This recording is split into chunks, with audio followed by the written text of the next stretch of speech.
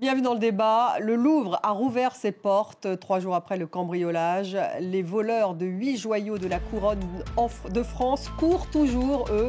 L'enquête se poursuit et aucune piste n'est écartée pour le moment. C'est une véritable course contre la montre puisque ces bijoux risquent littéralement d'être dépecés. Ils ont été estimés à 88 millions d'euros. La procureure de Paris, Laure Beccaud, a dénoncé un préjudice économique et historique majeur pour le Louvre. Laurence Descartes, la présidente du musée du Louvre, a été auditionnée au Sénat. C'est une blessure immense, a-t-elle déclaré. Elle a aussi affirmé que les alarmes avaient fonctionné. Alors, est-ce le casse du siècle? Que peuvent faire finalement les voleurs des joyaux dérobés? Quel était leur niveau de préparation? Où en est l'enquête? Le système de sécurité du Louvre a-t-il été défaillant? Que faut-il faire pour mieux protéger les collections? Casse au Louvre, aurait-on pu l'éviter? Voilà les questions que nous allons poser à nos invités. J'ai le plaisir d'avoir à côté de moi Christophe Miette. Bonsoir. Bonsoir. Vous êtes secrétaire national du syndicat des cadres de la sécurité intérieure, CFDT. Merci beaucoup d'être là. Bienvenue. J'étais perturbée parce que Didier Rickner vient de s'asseoir à côté de moi. Bonsoir. Bonsoir. On est ravis de vous avoir, historien de l'art, directeur de la rédaction de la Tribune de l'Art. Vous aviez un peu de retard, mais vous êtes là, on est content. Margot Serrano, bonsoir. Vous êtes commissaire-priseur spécialisé dans l'expertise et la vente de bijoux. Bienvenue à vous. Et nous avons par Teams Jean-Michel Taubelem. Vous êtes professeur associé à Paris 1, Panthéon-Sorbonne, spécialiste des politiques culturelles. Bienvenue à vous également. C'est une grande nouvelle, donc, puisque le Louvre a rouvert ses portes aujourd'hui. Ça fait bien sûr des heureux. 3 jours après ce cambriolage spectaculaire, il est le musée le plus connu et le plus visité au monde, avec 9 millions de visiteurs par an, le Louvre. On va écouter quelques réactions ce matin. Avez-vous entendu parler du cambriolage ici? Ah oui, c'est très excitant. C'est comme dans Ocean's 11.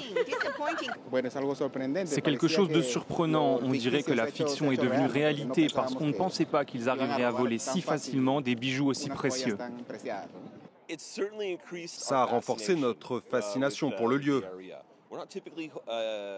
On ne visite pas souvent des musées, mais savoir qu'il y a eu un cambriolage réalisé en plein jour, ça a sans aucun doute accentué l'intérêt pour la galerie. Et on va écouter tout de suite Laurence Descartes, la présidente du Louvre, qui était auditionnée au Sénat cet après-midi. C'est une blessure immense qui nous a été infligée, je la vis profondément, en tant que présidente directrice du musée du Louvre, en tant que conservatrice générale du patrimoine, en tant que citoyenne. Par sa violence, ce vol blesse notre institution dans sa mission la plus profonde. Croyez-le bien, il ne s'agit nullement pour moi de me dérober ou d'adopter une position de déni. Malgré nos efforts, malgré notre travail acharné au quotidien, nous avons été mis en échec. Je ne veux toutefois pas laisser penser que ce vol est une fatalité. Je n'ai cessé, depuis ma prise de fonction en septembre 2021, d'attirer l'attention de notre tutelle, de la représentation nationale et des médias sur l'état de dégradation et d'obsolescence générale du Louvre, ses bâtiments et ses infrastructures. On va revenir un petit peu sur ce qu'elle dit, Laurence Descartes, dans un petit moment. Mais tout d'abord, Didier Rickner, vous qui êtes historien, est-ce que on peut dire que c'est le casse du siècle? Non, il y a eu d'autres vols du siècle. Oui, avec son retentissement international, oui, côté spectaculaire du vol. Peut-être du 21e siècle, oui, c'est ça. Parce qu'il vient de commencer, c'est ça que vous dites. Oui. Donc vous direz quand même que c'est le casse du 21e siècle. Pourquoi ? Parce que c'est le Louvre. Donc le Louvre est un symbole national et mondial. Tout le monde connaît le Louvre, la preuve d'ailleurs, l'émotion est mondiale. Parce que ce sont des bijoux des rois et des empereurs et des impératrices. Et de l'impératrice, pardon. Donc, oui, c'est de 2 impératrices, pardon, on va y arriver. Ce sont des choses importantes symboliquement, même si ce sont des œuvres qui ont été rachetées récemment par le Louvre. Il y en a 7 sur 8 qui ont été achetées récemment par le Louvre dans les 40 dernières années. Donc, et puis voilà, et puis surtout, le problème, c'est que ça a un côté un peu ridicule. On est bien loin de Ocean's 11 ou d'Arsène Lupin, comme ils ont l'air de le dire. Oui, ben, ça fait référence à tous ces films, finalement, oui, pour la personne qui va essayer de visiter le Louvre. Il y a une vidéo très drôle d'Arnaud Demanche où il dit, dans Ocean's 11, il y a un contorsionniste qui attend 24 heures. Là, on n'est pas du tout dans ce cas-là, hein. De contorsionnistes. Non. On va revenir justement sur la nacelle, les motos, c'est beaucoup plus classique comme type de vol. Encore un mot justement sur ce casse, Margot Serrano, vous qui êtes commissaire-priseur, vous diriez aussi que c'est le casse du siècle parce que c'est la spécificité du Louvre? Oui, à mon sens, c'est vraiment une tragédie et on parle quand même de pièces historiques et qui touchent à 3 niveaux pour moi. Donc le plus bas, c'est la matière première que ça représente. Le second, c'est que c'était des chefs-d'œuvre en termes de joaillerie. Et pour le patrimoine joaillier, c'est une atteinte très, très grave, puisqu'ils sont sûrement fondus à l'heure à laquelle on parle, même si on n'en est pas encore sûr. Et enfin, patrimoine national, au niveau national et même presque mondial, puisque c'est notre histoire. Le bijou a un rôle très important lors de représentations auprès d'autres pays. Et c'est vraiment un objet qui touche à notre histoire au plus profond de l'histoire de France, et c'est une vraie perte. 8 bijoux volés, on les voit en image, le diadème de la parure de la reine Marie-Amélie et de la reine Hortense, il y a le collier de la parure de saphir de la reine Marie-Amélie et de la reine Hortense, les boucles d'oreilles d'une paire de la parure de la reine Marie-Amélie et de la reine Hortense, le collier en émeraude de la parure de Marie-Louise, une paire de boucles d'oreilles en émeraude de la parure de Marie-Louise aussi, une broche dite broche reliquaire qui date de 1855, le diadème de l'impératrice Eugénie créé en 1852 et puis le grand nœud de corsage de l'impératrice Eugénie. Dans leur fuite, les voleurs ont laissé échapper la couronne de l'impératrice Eugénie. Elle est endommagée. Un mot justement sur cette couronne. On apprend à l'instant qu'une restauration de la couronne d'Eugénie serait délicate mais possible. C'est ce que vous diriez aussi ? Alors je ne sais pas malheureusement dans quel état elle se trouve. Je n'ai pas vu d'image. En tout cas, c'est toujours mieux effectivement qu'on ait l'objet entre les mains. Quoi qu'il arrive. Après, un objet restauré, c'est toujours moins bien qu'un objet en l'état, mais au moins c'est une chance qu'il n'ait pas pu l'emmener, ça c'est sûr. Christophe Miette, les bijoux forment en fait un butin parce qu'ils peuvent les revendre, ils vont a priori être fondus, ils vont utiliser les pierres et l'or, ça serait plutôt ça ? Alors, il y a plusieurs pistes, on est au début de l'enquête, ça c'est l'enquête qui va le déterminer, mais soit c'est un collectionneur, soit... Ça pourrait être un collectionneur, si c'est un collectionneur, il va garder les bijoux en état, non ? Alors il y a cette possibilité-là, un collectionneur européen, français ou étranger. Il y a aussi la possibilité que ça serve à du blanchiment d'argent, donc malheureusement disparition des bijoux tels quels, et avec récupération des métaux et des pierres pour de la revente beaucoup plus discrète, et avoir une masse d'argent beaucoup plus facile. Jean-Michel Tobelem, les autres vols du Louvre n'étaient pas vraiment des bijoux. On parle du vol de la Joconde en 1911, 1976, 3 voleurs qui avaient volé une épée sertie de diamants. Elle n'a d'ailleurs jamais été retrouvée. Et puis il y a un tableau de Corot qui a été volé en 1998. Lui aussi n'a jamais été retrouvé. Donc il y a des chances qu'on ne les retrouve vraiment jamais. C'est vrai, mais il y a aussi des chances qu'on les retrouve. Il suffit de penser au braquage du musée de la ville de Paris, du musée Cognac-Jay. On a retrouvé une partie des tabatières qui avaient disparu, donc ça permet de garder un certain espoir. Mais le plus important, je crois, dans notre débat, c'est les failles qui ont été révélées en termes de sécurité au Louvre et sa vulnérabilité que probablement le grand public ne soupçonnait pas. Donc je crois que c'est ça la priorité maintenant, c'est de se concentrer sur que doit faire le Louvre à l'avenir pour éviter une telle tragédie. Et on va y revenir un tout petit peu d'histoire encore avec vous, Didier Rickner. Pendant la Révolution, il y avait des brigands qui s'étaient emparés de 10 000 pierres précieuses et perles au Louvre en 1792. Mais surtout, j'ai appris qu'il y avait eu une vente des bijoux du règne de Napoléon III en 1887, sous la Troisième République, et que cette vente aux enchères avait en fait envoyé ces bijoux un peu à travers le monde. 77 000 pierres auraient été vendues. Et ensuite, le Louvre a dû retravailler pour reconstituer cette collection. Et en 1877, la Troisième République vend un patrimoine qui normalement est inaliénable. Il voulait faire table rase de la monarchie, ce qui est un scandale à l'époque. Bon, on n'a pas pu s'y opposer à l'époque, on n'était pas nés. Mais c'était la Troisième République contre la monarchie. C'est ça, exactement. Et depuis une quarantaine d'années, le Louvre, effectivement, s'efforce de racheter cela. Dans les bijoux qui ont été volés, il y en a 2 qui avaient été vendus en 1877 et rachetés depuis, souvent par les amis du Louvre d'ailleurs. Il y en avait d'autres qui n'avaient jamais fait partie du trésor appartenant à l'État. Ils appartenaient aux Orléans, notamment. Le diadème de l'impératrice Eugénie a été racheté, c'est celui-là alors, il y en a 7 sur 8 qui ont été... ah oui, il y en a 2. Alors, je ne sais plus lesquels sont... je n'ai plus en tête. Il y en a 2 sur 8 qui ont été achetés de 1877. Les autres ont été achetés... Il y en a 7 sur 8 qui ont été achetés par le Louvre récemment. Et certains ne faisaient pas partie avant de cette vente, ni des collections de l'État. ils appartenaient, par exemple, aux Orléans. Et quand les Orléans ont vendu il y a quelque temps, le Louvre en a racheté certains. Donc racheté et puis disparu en ce qui concerne en l'occurrence ce diadème de l'impératrice Eugénie. Le cambriolage, donc tout le monde le sait maintenant, a eu lieu dimanche matin en 7 minutes. 4 cambrioleurs qui ont utilisé un monte-charge pour accéder à cette fameuse galerie d'Apollo. Comment ont-ils procédé? Nathalie Pérez. C'est peut-être un élément qui va faire progresser l'enquête. La police a remonté la piste de ce monte-charge utilisé par les malfaiteurs pour accéder au premier étage du Louvre. L'engin a été volé dans le Val d'Oise, à une quarantaine de kilomètres de Paris, dans une commune, ça ne s'invente pas, nommée Louvre. L'histoire commence ici, le 10 octobre dernier. Le propriétaire d'un monte-charge mis en vente sur un site de petites annonces est contacté par un acheteur. Mais au moment de la vente, les malfaiteurs, sous la menace, lui volent son engin. C'est dimanche, en voyant ces images diffusées en boucle par les médias, que l'homme reconnaît son bien et prévient aussitôt la police. C'est important de récolter le témoignage de la personne qui a vendu en effet son monte-charge, qui a dû forcément physiquement rencontrer quelqu'un. Est-ce que c'est directement des malfaiteurs ou si c'est un complice, on ne sait pas. Et justement, voilà, ça sera forcément un témoignage extrêmement important. L'enquête se poursuit avec la collecte d'indices, des analyses scientifiques et l'audition de nombreux témoins. Un braquage qui continue à mettre le gouvernement sous pression. Christophe Miette, donc finalement cette nacelle aurait été dérobée via la plateforme Le Bon Coin. C'est le résultat de l'enquête, ça?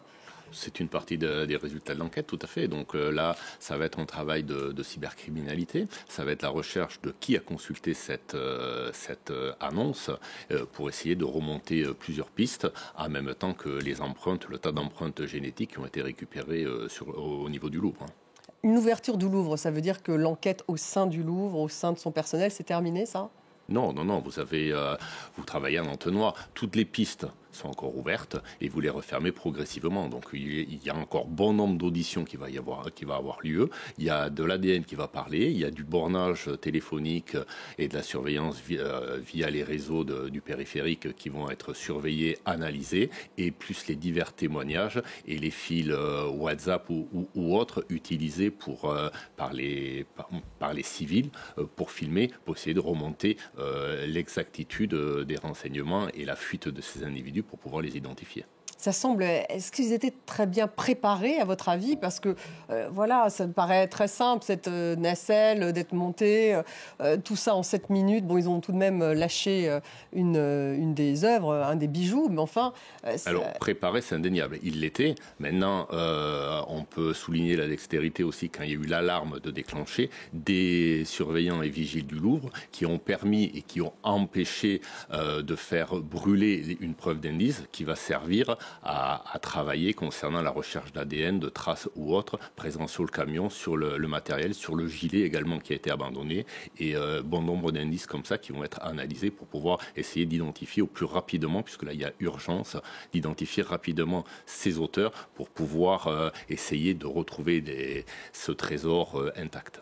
Urgence parce qu'effectivement, il peut être fondu, ils peuvent utiliser les pierres. En fait, il y a une course contre... Si je ne me trompe pas, il y a peu d'or. Il y a très peu d'or là dans donc la fonte, ça ne rapportera pas grand-chose. Donc, alors, d'après ce que je comprends, oui, mais alors d'après ce que j'ai interrogé des spécialistes de l'orfèvrerie, des bijoux que je ne suis pas, les bijoux royaux souvent étaient faits pour être vus de loin et c'est pas forcément les meilleures pierres. Les diamants sont tout petits. Et refourguer des diamants comme ça, autant de diamants qui ne valent pas très cher à l'unité, c'est les saphirs de Ceylan, paraît-il, qui sont les plus précieux. Mais dans ce cas, pourrait se révéler des choses qui sont, pour certaines, sont difficilement dépeçables. Enfin, il faut rappeler. Et donc, votre conclusion, j'espère. C'est presque. Non, alors le collectionneur, on n'a jamais vu, enfin à ma connaissance, un collectionneur qui a commandé ça, parce que les collectionneurs, ils achètent, s'ils sont riches, ils achètent. Donc la criminalité, il y a peut-être des chantages à l'assurance, alors ils ne sont pas assurés, mais je ne sais pas, je n'ai jamais compris. Les tabatières qui ont été volées à Cognac-Jay il y a un an ont été presque toutes retrouvées, et c'était des objets invendables, parce que ceux-là sont invendables en l'état. Donc, à Dresde, en 2019, il y a eu un cas tout aussi important avec des bijoux très proches. On les a retrouvés en grande partie. Ils n'ont pas été... En revanche, l'or, il y a des vols d'or actuellement. Il y a des pépites d'or au Muséum d'histoire naturelle, des croix en or huguenotes qui ont été volées au musée des Cévennes. Celles-ci, c'est sûr, elles vont être fondues. Là, on peut espérer les retrouver. Je ne sais pas, en fait, je ne sais pas. Margot Serrano, alors quel serait le motif des 4 cambrioleurs si ce n'est pas pour utiliser justement les perles? Alors moi, je suis un peu plus pessimiste. Je suis d'accord. C'est vrai qu'il y a peu de matière en termes de métaux, même si mis bout à bout, je pense qu'il y en a quand même un petit peu. Après, pour moi, ce qui est intéressant, je trouve, c'est qu'on n'a pas pris les plus grosses pierres, justement. On n'a pas pris les pierres qui sont identifiables. Par exemple, le Sancy, il a été étudié sous toutes ses coutures. Il présente des inclusions très particulières et même si on le retaille, si on le retrouve un jour, on le retrouvera. Et c'est ce qui s'est passé pour il y a cet ADN le blue, par exemple. Exactement, c'est comme une sorte d'ADN. Là, on a pris des pierres qui sont... certes, il y a des petites pierres, il y a des petits diamants, mais il y a quand même de très beaux saphirs. Il y a de très belles émeraudes aussi, colombiennes, qui, elles, je l'espère, ont été étudiées. Et j'espère que les inclusions ont fait l'objet d'études et que si elles sont retaillées, on pourrait remonter le fil. Parce que ça peut se revendre quand même, d'une manière ou d'une autre, pour blanchir de l'argent. Bien sûr, sinon il n'y aurait pas eu de vol. Moi, ce que je trouve, ce qui est parlant avec ce vol, c'est que les musées sont victimes de vols qui touchent des objets qui sont en métal précieux, qui sont avec des pierres précieuses et qui sont écoulables derrière. C'est vrai que le risque sur les tableaux, sur les objets qui sont entre guillemets uniques, je ne vais pas dire qu'il n'existe plus, il existe pour des commandes, etc. Mais aujourd'hui, à l'ère d'Internet, c'est très difficile d'écouler un tableau en vente aux enchères publiques, par exemple. Ça serait tout de suite repéré. Donc pour moi, je ne vais pas dire que le coron, on ne l'a jamais retrouvé. Hein. C'est vrai. Il serait au Japon. Alors, il serait au Japon, oui. Alors il y a toujours ce risque-là aussi. Parfois, les voleurs se rendent compte que c'est inécoulable et ils le détruisent. C'est vrai qu'il y a ce risque de destruction, c'est vrai. Cependant, vous avez cité les nombreux... il y a aussi eu le chef-d'œuvre de Joseph Chaumet, qui a été volé à Paray-le-Monial, qui était en or. Je pense que c'est un message d'alerte fort. Le cours des métaux ne fait qu'augmenter, et que ce soit l'argent, le bronze, et ça aussi, le bronze, moi, ça me fait penser à toutes ces sculptures qui sont dans la rue, en libre accès, entre guillemets. Et je sais qu'il y a des vols également de ces monuments publics, et je pense que c'est un vrai message d'alerte, et il y en a eu plusieurs déjà. Là, c'est vraiment l'apogée, j'espère. Et il faut prendre la mesure de ce risque et il faut mettre en sûreté ces objets. Jean-Michel Tobelem, vous diriez que c'est un message d'alerte aussi, parce que bon, il y a le Louvre, bien sûr, mais d'autres musées. On parlait du Muséum d'histoire naturelle qui s'est vu, qui a été cambriolé. Là, pour le coup, c'était de l'or ancien. Il y a aussi plusieurs musées, en tout cas. On a l'impression qu'il y a de plus en plus de cambriolages de musées. C'est une alerte. Oui, en effet, on peut aussi rappeler on peut en effet aussi rappeler le cambriolage qui a lieu au Musée d'Art moderne de la ville de Paris. Donc, incontestablement, il y a là une interpellation des musées. Donc, la question, c'est effectivement, est-ce que c'est un coup de tonnerre dans un ciel serein? Manifestement non. Pourquoi? Mais parce que les personnels ont alerté la direction du Louvre depuis assez longtemps. La Cour des comptes, je sais bien que la présidente du Louvre conteste les conclusions provisoires de la Cour des comptes, mais néanmoins la Cour des comptes apparemment dispose d'un certain nombre d'éléments qui permettent de mettre en question la politique du Louvre en matière de sécurité. Et puis la présidente du Louvre elle-même, aujourd'hui devant le Sénat, a parlé de fragilité, elle a parlé d'obsolescence, elle a parlé de dégradation. Donc, ce que je pense les auditeurs souhaitent comprendre, les téléspectateurs, c'est comment en est-on arrivé là? Est-ce que le Louvre est un musée qui est démuni, notamment sur le plan financier, ou pas? Est-ce qu'il est en mesure de faire face à ses responsabilités? Donc, il y a là un débat et probablement, et votre réponse, Jean-Michel Tobelem? Il y a probablement la nécessité de repenser les priorités du Louvre à la lumière de ce qui s'est passé, mais pas seulement, à la lumière aussi de toutes les alertes dont j'ai parlé précédemment concernant l'état du bâtiment. Donc, ce sont aujourd'hui, la question est de savoir si ce sont des priorités absolues pour le Louvre ou pas. Comme vous le savez, on parle de grands projets dont la priorité, me semble-t-il, n'est pas établie. Ça devrait faire l'objet, à mon sens, d'un grand débat. Alors, justement, elle en a parlé aujourd'hui, Laurence Descartes, la patronne du Louvre. Elle a été auditionnée au Sénat. Elle a évoqué, effectivement, elle a parlé donc d'une blessure. Elle a redit qu'elle avait alerté aussi sur l'obsolescence du Louvre. Elle a parlé d'un échec. On va l'écouter. Je tiens à le dire, il n'y a pas de retard dans la mise en œuvre du schéma directeur de sûreté du Louvre. Je m'inscris en faux sur les éléments qui sont dans le pré-rapport de la Cour des comptes. Les budgets qui sont affectés, très importants, puisque l'ensemble de ce schéma directeur, comme je l'ai dit, est évalué à près de sans doute de 80 millions d'euros. Nous accélérons autant que nous pouvons dans le cadre extrêmement contraint et lent des marchés publics pour que, si possible, avant la fin de cette année, nous puissions notifier ces marchés et rentrer en phase active de travaux au début de l'année 2026. Alors, elle met tout de suite, Didier Rickner, l'accent justement sur la lenteur, sur de ces travaux. Elle cite le rapport de la Cour des comptes, vous faisiez allusion d'ailleurs, qui lui montre les lacunes en matière de sécurité du Louvre. Il y a eu des fuites sur ce rapport. Elle l'a déploré d'ailleurs pendant son discours, pendant son audition. 60% des salles de l'aile Sully et 75% des salles de l'aile Richelieu ne sont pas protégées par vidéosurveillance, selon ce rapport de la Cour des comptes. Alors, Rachida Dati réfute ces chiffres, mais est-ce qu'il y a de la vérité ? Bon, il y a complètement de la vérité, et je suis absolument d'accord avec ce que disait Jean-Michel Taubelem. Le problème, c'est la priorisation. Et il faut bien voir que tant Emmanuel Macron que Laurence Descartes n'ont en vue que leur grand projet, l'entrée principale, une grande entrée, des salles d'exposition souterraines dont on n'a pas besoin. Il y a tout ce qu'il faut au Grand Palais. Ça, c'est le grand projet présenté par Emmanuel Macron à 500 millions, me semble-t-il, à peu près. Alors justement, il parle d'un projet global de 800 millions. Mais là-dedans, pour faire passer ils ont rajouté tout ce qui nous concerne, c'est-à-dire toute la sécurité, etc. Mais on n'est pas pressé, parce que le projet, il est un peu plus long terme. Et elle est là depuis 4 ans. Elle a dit à la commission qu'il a fallu 2 ans pour faire un diagnostic des caméras de surveillance. C'est une plaisanterie. D'autant plus que pour son grand projet, là, elle a fait travailler 20 réunions au Louvre avec 30 personnes à chaque fois. C'est-à-dire que ça ne marche pas pendant 2 mois. Et on a déjà lancé le concours d'architectes. On a déjà sélectionné les 5. Et on n'a pas l'argent pour faire cette grande entrée, etc. Alors en revanche, on a l'argent, le Louvre a de l'argent pour faire les travaux importants. Mais les travaux importants, manifestement, ne sont pas prioritaires. Elle a raison. Il n'inclut pas la sécurité, c'est ça que vous voulez dire. Elle a alerté, c'est vrai. Elle a alerté. Ça fait 2 ans, je l'avais rencontrée il y a 2 ou 3 ans, elle avait alerté. Le Louvre n'est pas en bon état, etc. Qu'est-ce qu'elle a fait depuis ?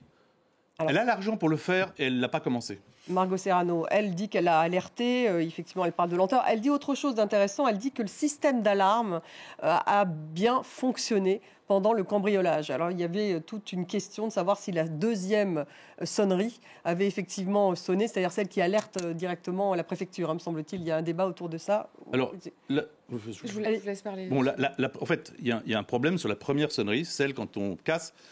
J'ai pu montrer, enfin j'ai pas pu le montrer parce que je ne peux pas produire la preuve, mais j'ai la preuve qu'il y a un mois, et d'ailleurs ça a été dit aussi par nos confrères de France Inter. De France TV aussi, qui dit que de sources policières, il y avait un problème sur l'alerte de cette fenêtre et qu'elle n'avait pas été réparée. Moi, j'ai l'information qu'elle n'avait pas été réparée, mais j'en suis pas sûr. En revanche, je sais qu'il y a un peu plus d'un mois, il y avait eu un avertissement parce qu'il y avait des sonneries qui n'arrêtaient pas de se déclencher parce que la porte-fenêtre ne marchait pas. Ça, c'est sûr. Donc, est-ce que ça a été réparé depuis ? Je n'en sais rien, mais il y a quand même un petit doute. Et ils disent que tout a fonctionné. Mais ce qui est forcément, tout a fonctionné. L'alarme a fonctionné. Les vitrines, quand elle a parlé lundi à ses troupes, Laurence Descartes dit les vitrines, elles sont parfaites. Ils ont percé mais le verre n'est pas tombé, donc c'est. Enfin, on est dans un déni complet. Elle parle de brèche, en fait. Elle dit que oui, elle parle de brèche. Les voleurs ont fait des brèches. Le reste a tenu, donc ça va. Enfin, et on doit récupérer les bijoux en faisant des brèches. Si ça a fonctionné comme ça, donc c'est un déni. Hein. Il y a vraiment un déni de sa part. Elle parle d'échec quand même. Hein. Oui. Je ne sais pas. Est-ce que vous direz qu'elle est dans le déni, vous ? Je n'irai pas jusque-là. Je dirais qu'il y a un rapport de la Cour des comptes qui pointe de gros problèmes de sécurité. Et ce n'est pas en investissant pas sur de la sécurité passive que nous allons. La vidéosurveillance, c'est la solution dans ce type de musée. une des solutions, investir sur de la sécurité passive aussi. Ça veut dire quoi la sécurité passive? C'est-à-dire peut-être des barreaux aux fenêtres. Il faut, même si esthétiquement ce n'est pas joli, ça va être. Il y a un problème de monuments classés aussi. Je ne sais pas si on peut mettre des barreaux. Au rez-de-chaussée, il y a des barreaux aux fenêtres. Alors pourquoi pas ici? Après, la solution miracle, ce n'est pas de mettre, comme j'ai entendu aussi, un commissariat au sein du Louvre pour protéger. Ce n'est pas l'affaire de la police d'être à l'intérieur. Il y a déjà des agents privés pour se charger de la sécurité. Et la sécurité, les alarmes, de la vidéosurveillance. Et il y a d'autres moyens à comparer avec des musées privés à travers le monde qui ont d'autres moyens de sécurité passive pour empêcher ces cambriolages. Margot Serrano, parce qu'il y a quand même ce problème de monuments classés. Mettre des barreaux à tous les étages, est-ce que ça fonctionne pour des monuments classés? Alors, je pense qu'aujourd'hui, on n'a peut-être pas encore trouvé de solution pour exposer ces bijoux, tout simplement, et qu'il ne faut peut-être pas prendre le risque, en l'état actuel des choses, de les exposer.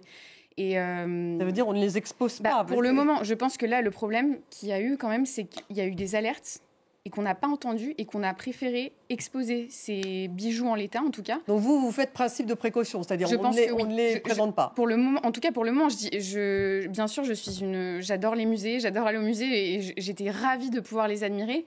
Mais en tout cas, je pense qu'il faut faire un audit dans les musées de France et se poser la question de tous ces objets qui sont en métal précieux, avec des matériaux précieux, de se dire est-ce qu'ils sont vraiment en sécurité, et s'ils ne le sont pas, oui, de les sécuriser, le temps de trouver une solution en fait, parce que là, c'est problématique. D'ailleurs, l'aile Apollon est toujours fermée. Hein. Le Louvre a rouvert, mais pas l'aile Apollon. Oui, ce qui est dit, c'est tout à fait correct. Nous avons de plus en plus de musées qui se font cambrioler avec une facilité, j'allais dire, alarmante. Quand on compare avec, vous avez de moins en moins, puisque la sécurité est maximum dans des bijouteries ou des banques. Donc c'est vrai que les voleurs vont toujours à la facilité. Et c'est vrai que les musées, dont les musées publics, sont une proie facile. Jean-Michel Tobelem, le Louvre est presque victime de son succès finalement, non? 9 millions de visiteurs par an, un immense bâtiment, c'est un palais et un musée, c'est pas seulement un musée, donc difficile tout de même de le protéger même sur les extérieurs. Comment faire? Écoutez, je ne sais pas, le Louvre est peut-être victime de son succès, mais c'est aussi un musée qui possède des ressources très importantes. Donc je pense qu'il faut quand même rappeler un certain nombre de données chiffrées. Le budget du Louvre est de l'ordre de 300 millions d'euros. La collectivité publique y contribue pour un peu moins de 100 millions d'euros. Donc le Louvre possède des ressources importantes qui proviennent de la billetterie, des restaurants, des boutiques, des concessions, du mécénat, des événements, etc. À quoi j'ajoute le fonds de dotation du Louvre.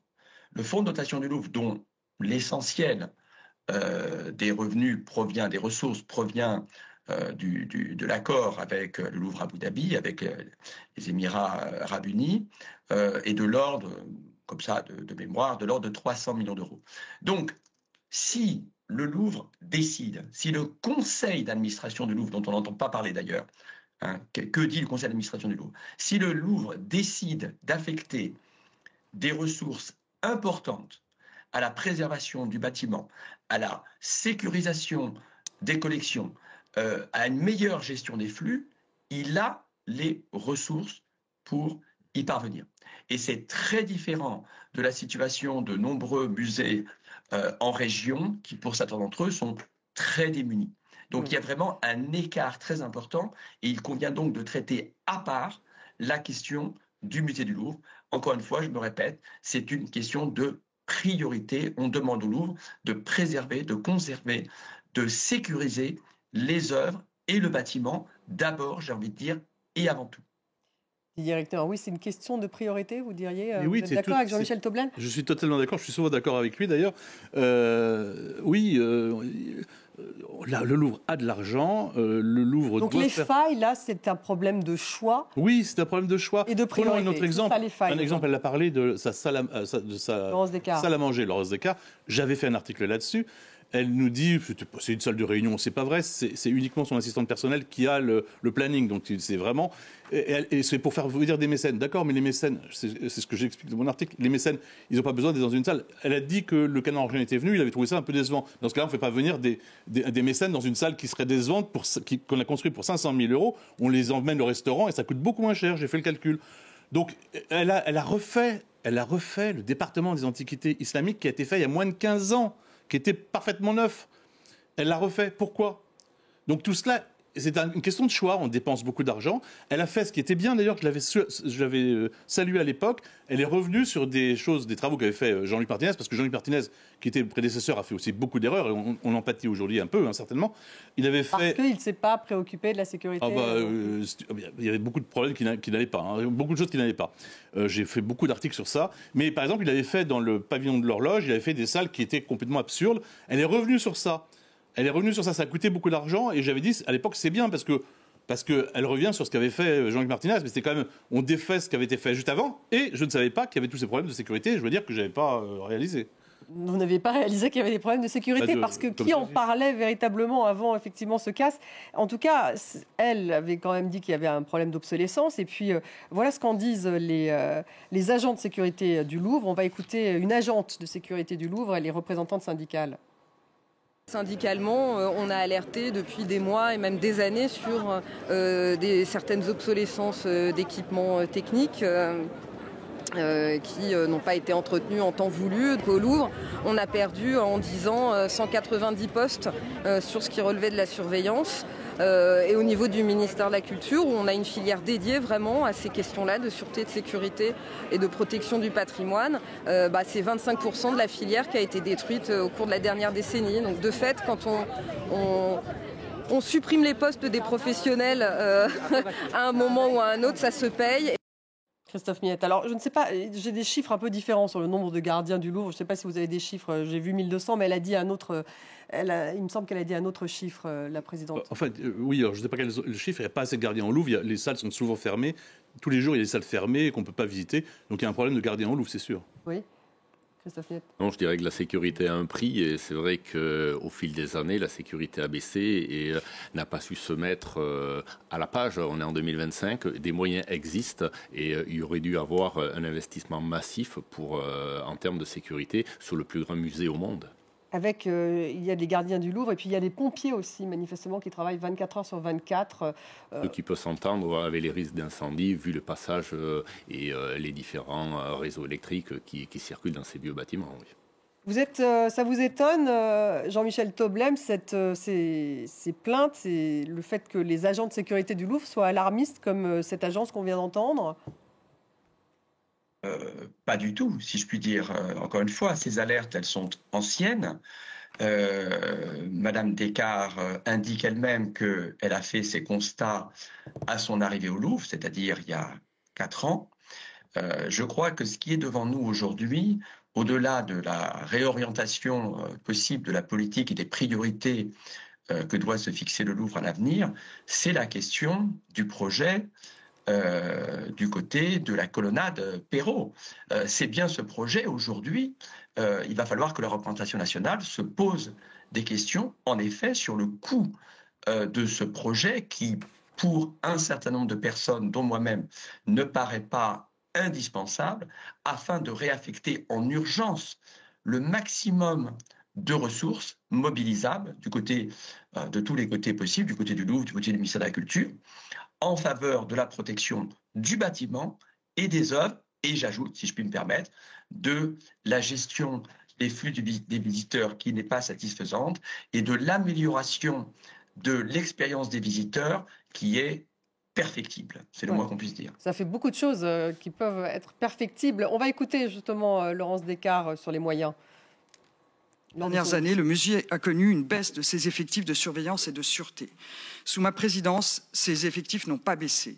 Depuis 2022, ils ont même progressé de 5,5% grâce au recrutement direct permis par le ministère de la Culture. Concernant les procédures, je pense qu'il est toujours nécessaire de bénéficier d'une expertise extérieure pour analyser nos méthodes de travail. Au début de cette année, j'ai demandé à la préfecture de police de mener une étude sur notre organisation de la sûreté de nuit.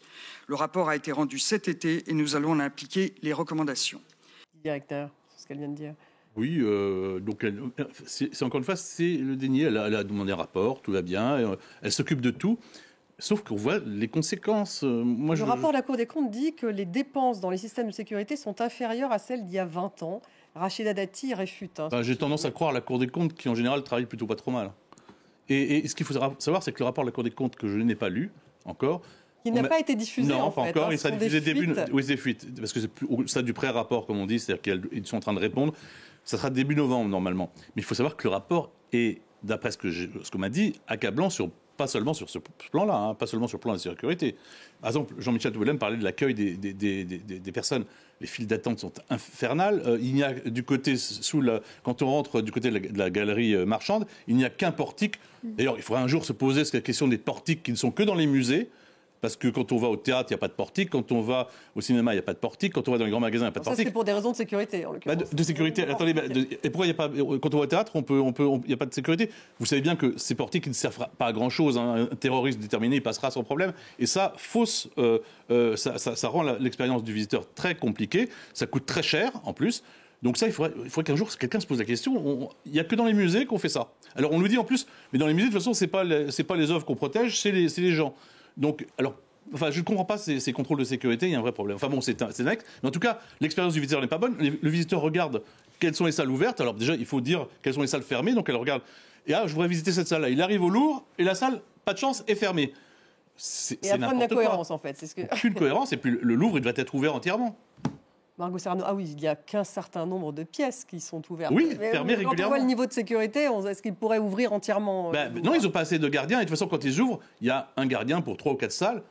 Donc, le niveau de sécurité n'est pas bon. Margot Serrano, parce qu'il y a beaucoup d'œuvres qui sont en fait cachées, qu'on ne voit jamais au Louvre. Oui, c'est vrai que c'est parfois très frustrant d'aller au Louvre et je rejoins ce que vous dites, il y a beaucoup de salles qui sont fermées. Après, voilà, je pense qu'ils font aussi... avec les moyens qu'ils ont. Après, voilà, il faut vraiment que ça serve d'alerte et qu'ils arrivent à trouver des solutions pour que les salles soient plus accessibles et surtout que les objets soient en... Jean-Michel Toubelem, en fait, sécurité. Combien de fois le Louvre a-t-il été rénové? J'ai vu une vingtaine de fois. Vous avez ce chiffre et manifestement les vitres en fait qui protégeaient de présentation de ces bijoux avaient été refaites en 2019. Donc c'est assez récent. Ça, je ne sais pas. Il y a des spécialistes de la sécurité qui pourront se prononcer, mais l'essentiel n'est pas là. L'essentiel, c'est quelle est la suite qui a été donnée aux nombreuses alertes sur les problèmes de sécurité. Et qu'est-ce qu'on va faire à l'avenir? Et est-ce qu'on va garder le projet de la colonnade Perrault, sachant qu'il y a plusieurs entrées possibles au Louvre, dont certaines sont sous-exploitées. Et il y a également à se poser la question du circuit des visiteurs. Ce n'est pas une fatalité, comme on le dit à tort, que les visiteurs aillent voir toujours un très petit nombre d'œuvres. Le Louvre possède d'immenses chefs-d'œuvre dans plusieurs de ses départements et les visiteurs, s'ils sont correctement informés en amont, seront entièrement ravis de les découvrir. Donc il y a beaucoup de pistes, beaucoup de réflexions qui sont sur la table et qu'il faut maintenant commencer à examiner de près. Alors ce projet de renaissance justement d'Emmanuel Macron du Louvre, est-ce qu'il rejoint ce projet de l'aile Perrault? C'est deux projets différents, c'est le même projet.